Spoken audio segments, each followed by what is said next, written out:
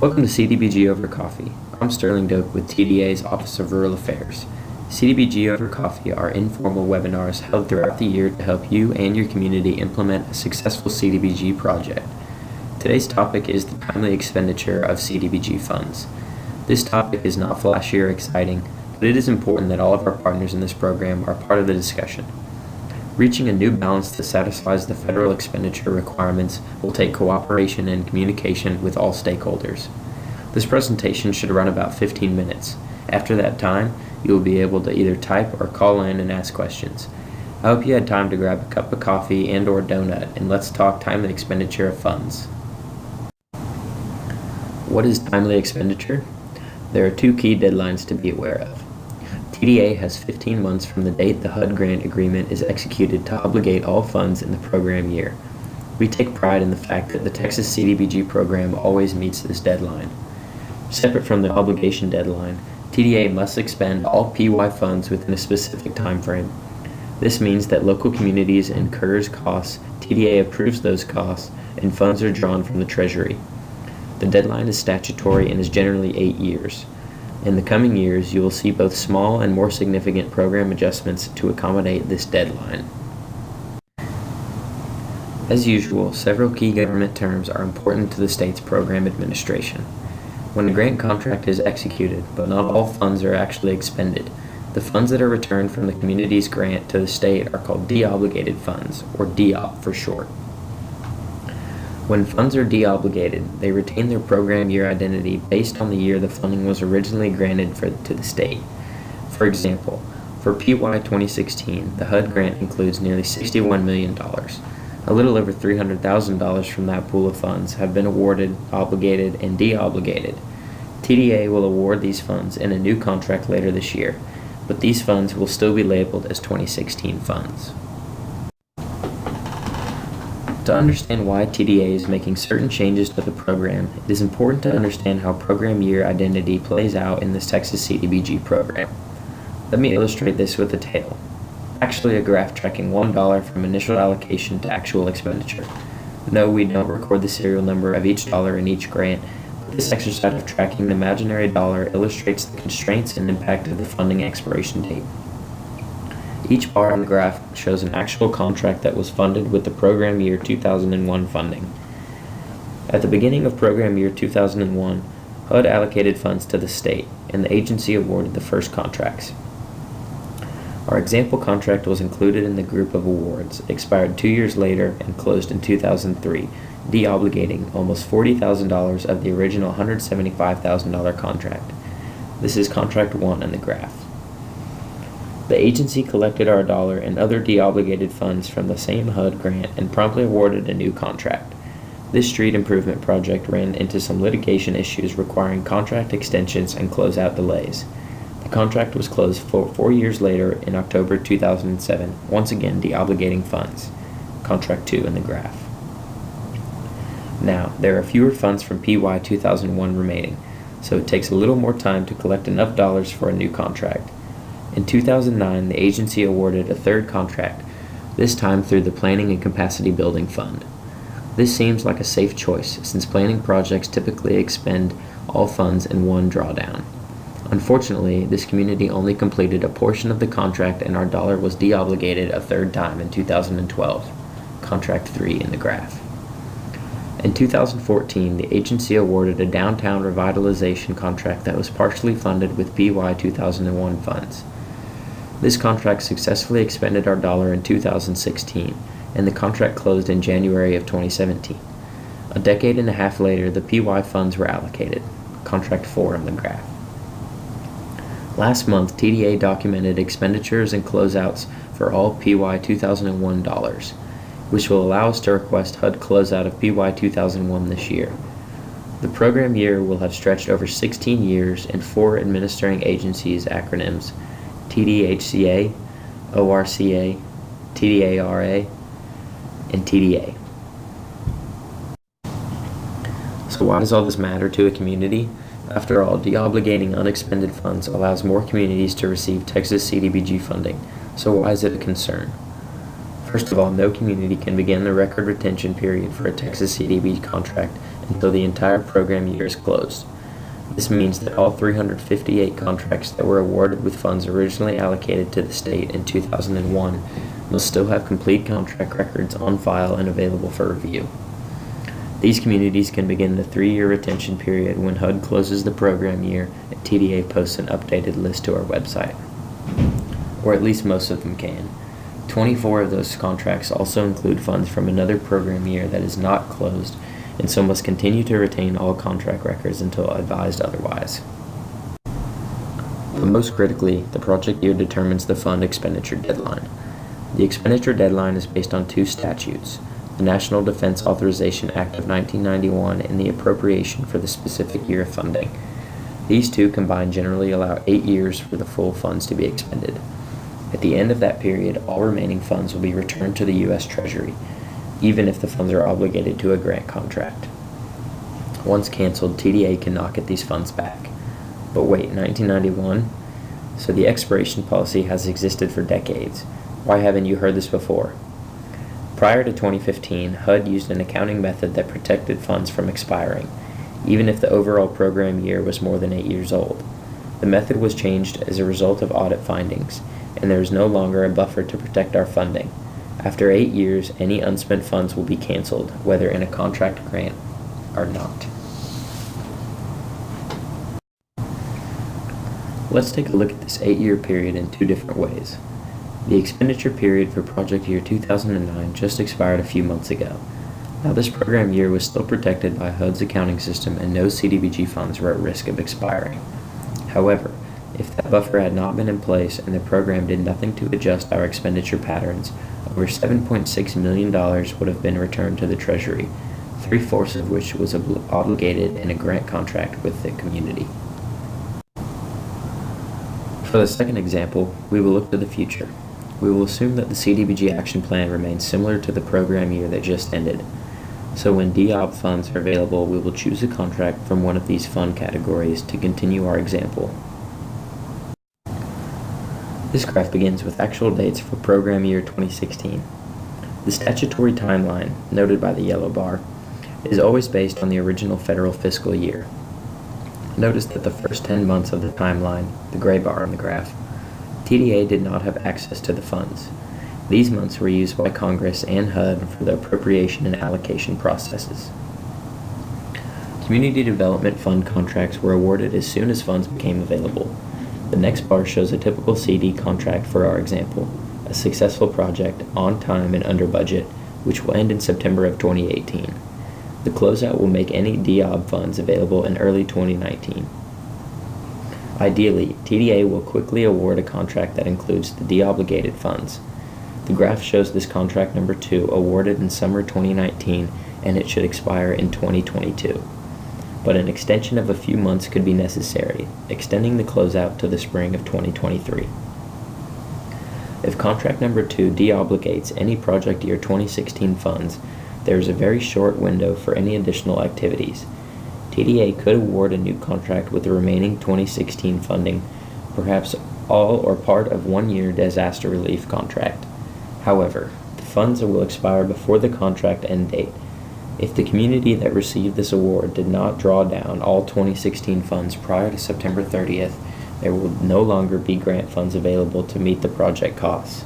Clearly, this is not acceptable, and we never want a community to be in this situation. The consistent risk of cancellation of funds is the most significant impact of HUD's timely expenditure policies. TDA is committed to preventing this action, and so the risk must inform many program decisions. Working to reduce the amount of funds at risk of expiring essentially means reducing the amount of funds being deobligated. Ideally, this will create a positive impact in communities able to provide more community improvements under the original contract. But I'm sure you've all realized that fewer funds deobligated also means that fewer funds are available for new awards. During project year 2016, about $10 million in deobligated funds were used for all or part of 32 new awards, as determined by the annual action plan. As the expenditure deadline is phased in and begins to impact the program over the next few years, the action plan process each year must include careful consideration of which contracts are best suited to be expending the obligated funds. and when to make DOB funds available. Please rest assured that TDA is and has been for some time taking an active approach to this issue. The first significant exposure for TxCDBG funds to this threshold will be September 30th, 2021, which sounds like a distant date, but will be here before we know it. There are several financial management options that are available to accommodate those funding nearing expiration. These occur during TDA's financial transactions. The community and consultants should not be impacted and often never know that anything different occurred. These options have been useful, however, they will not be sufficient alone to protect Texas communities going forward. So in addition to internal process changes within TDA, communities will see several additional changes to the TxCDBG program. One approach to reducing the frequency of deobligated funds is to allow additional flexibility. Many of you have seen this already. Current contracts that find their projects under budget may expand the scale of their project to accomplish greater benefit and expand the remaining funds. The revision must be supported by the original application, so you may be asked for additional information to connect the dots between statements in the application and the proposed additional activities. How do the new activities address the same underlying community need? For the Community Development Fund applications that were just submitted, TDA offered space specifically to describe the additional projects that a community might pursue if funds were available. Similar opportunities are likely to be used for other funding categories as appropriate. To take advantage of these flexibility policies, communities must select a project that can be adjusted based on actual costs. If your project is complete and there are funds remaining in your contract, consider how you might expand your project scale. Can you improve the next section of road? Add related components that perhaps were not identified specifically in the contract, but would improve the function of the original project. Better yet, planning ahead by including bid alternatives in your construction procurement will allow the most efficient timeline for completing the expanded project. TDA anticipates that future competitive application cycles will reflect the community's past use of funds. Most of you are familiar with the 12 and 24-month thresholds used historically for the CD and CFC funds and some other categories. These thresholds require a community to meet progress milestones in order to be eligible to submit a new application. TDA is considering applying these thresholds to other fund categories in the future, such as the Downtown Revitalization Program and the Texas Capital Fund infrastructure applications. Standardizing the prior performance thresholds across the TxCDBG program will also add consistency to determining eligibility. Note that contracts of various lengths would place these milestones at different points in time. In addition, the next round of Community Development Fund applications, which is anticipated for 2019 to 2020, will likely include a state scoring element for the effective use of remaining funds. Many of you have heard me mention this prior in advisory council meetings and other venues for the past few years. This means that communities should plan to fully utilize any existing grant funds now in order to maximize their score in the future. TDA is primarily concerned about projects that deobligate a large amount of grant funds, but we have not yet set a specific threshold for this future scoring element. Finally, TDA is exploring ideas to streamline or simplify certain program requirements. One such idea is an option where the agency would conduct most of the procurement process for administrative services prior to the release of an application cycle. The local community would then complete the final steps of the process and select an administrator prior to preparing the application. This method would minimize the potential for disallowed costs or other consequences due to errors in the procurement process and encourage consistency for members of the project team from the beginning to completion, while maintaining the competitive aspect of the grant procurement. We plan to pilot this approach for the 2017 to 2018 Colonia Fund cycle. In addition to these policies to allow contract flexibility and scoring incentives for minimizing deobligated funds, TDA must also continue to apply measures for contract accountability. TxCDBG contracts include a schedule with specific milestones and other contract conditions that describe consequences for missing milestones. For 2-year construction contracts, the community is expected to begin construction within 9 months, but must have an executed construction contract with supporting documents submitted by the midpoint of the contract. Communities that miss this contractual milestone must submit a plan to get the project back on schedule and will receive additional review. The contract language allows TDA to terminate contracts that are not moving forward at this point, since the state cannot afford to tie up funds for 2 or 3 years for a project that will not come to fruition. But we are committed to working with the communities toward a successful project. At the end of a contract, TDA reviews any requests for contract extensions in part by reviewing the status at 12 months. Contracts that were behind schedule without good cause at that point, but they granted time to meet the requirements, will have a higher bar to meet in justifying the extension. If a project is likely to be successful but is behind schedule, TDA may include additional special conditions on the contract when approving the extension amendment or 12-month timeline. These conditions would be designed to set deadlines on expenditures or guarantee of local funds needed to continue the contract. To be successful, we need each community to also consider timely expenditures in your approach to CDBG application and contracts. Be sure that you identify your additional priorities if an application requests them. Being able to go back to these priorities will help maximize the benefit of CDBG funds in your community. Be sure to document all of your project costs. Sometimes we are not able to reimburse actual costs because there is no documentation to support the request. Force account labor, whether construction labor or administrative time, requires a great deal of documentation that is difficult or impossible to recreate if it is not tracked at the time. Don't shortchange yourself and leave money on the table because you didn't track your time or supply costs. Contracts that are terminated and return all funds to the state are most disappointing to both TDA and the community. Our goal is to use the funds to benefit rural Texans, and terminated contracts require substantial resources from all parties for little or no benefit.